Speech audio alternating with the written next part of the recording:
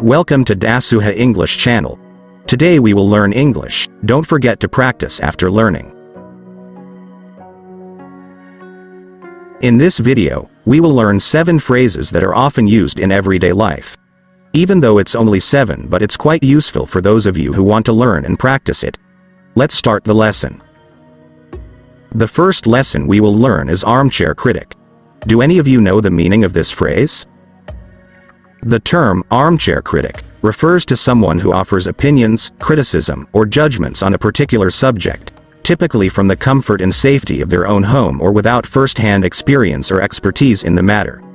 The term often carries a connotation of being overly critical or judgmental without actively engaging or participating in the subject they are critiquing.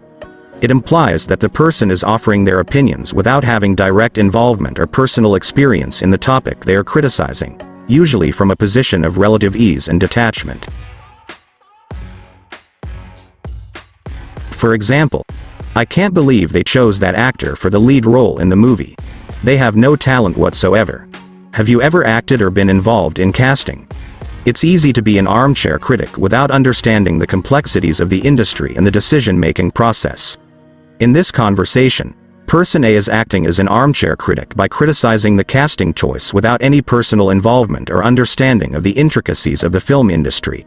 Person B challenges Person A's perspective by questioning their experience or knowledge in the matter, suggesting that it's easy to pass judgment without understanding the complexities involved.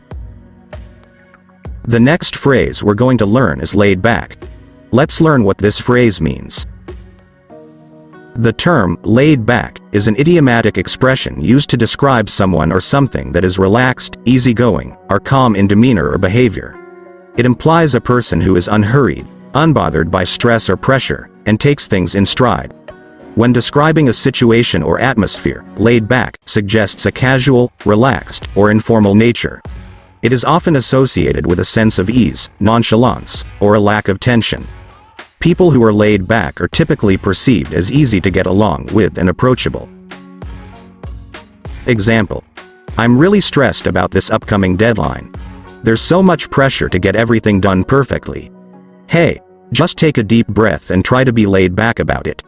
Remember, stressing out won't help you perform better. Take it one step at a time." In this conversation, Person A expresses their stress and anxiety about an upcoming deadline, indicating a high level of pressure to perform perfectly. Person B responds by suggesting a laid-back approach, advising Person A to take a deep breath and not get overly stressed. The term laid back is used here to encourage a more relaxed and calm mindset, reminding Person A that excessive stress won't necessarily improve their performance. The advice implies that approaching the situation with a more easygoing attitude and taking things one step at a time can be more beneficial. Number 3. Keep an ear to the ground. The phrase, "keep an ear to the ground," is an idiomatic expression that means to stay informed, alert, or aware of the latest information or developments regarding a particular situation or topic. It suggests being attentive and receptive to any news, rumors, or changes that may occur. The expression is often used to emphasize the importance of staying updated and being proactive in seeking information or staying connected to current events or trends. It can be interpreted as being vigilant and ready to respond to any emerging opportunities or challenges. As an example, "I heard there might be some changes happening in our department. Have you heard anything? I'm not sure, but I'll keep an ear to the ground and let you know if I come across any updates." In this conversation, Person A expresses their curiosity about potential changes in their department. Person B responds by saying they will keep an ear to the ground, indicating their intention to stay informed and actively seek any information or updates related to the situation. The phrase emphasizes Person B's willingness to stay attentive and aware of any developments and share that information with Person A when they come across it.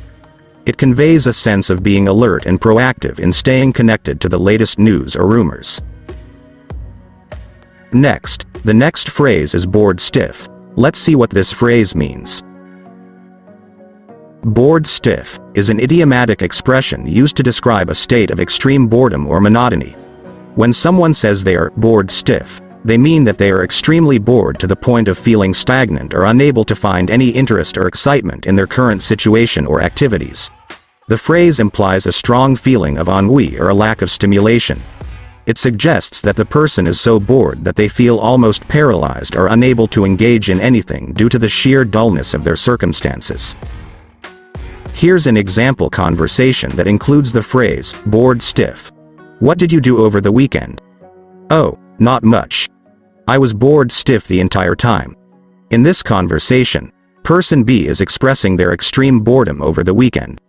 By saying, I was bored stiff, they convey that they experienced a complete lack of interest or excitement during that period.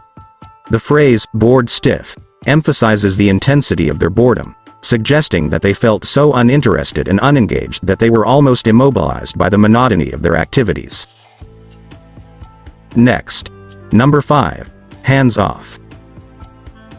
Hands off is an expression that is used to convey a message of keeping one's hands away or refraining from touching something or someone. Here's an example conversation that illustrates the literal meaning of hands off. Wow. This sculpture is amazing. Can I touch it? No. Please keep your hands off. It's delicate and should not be handled.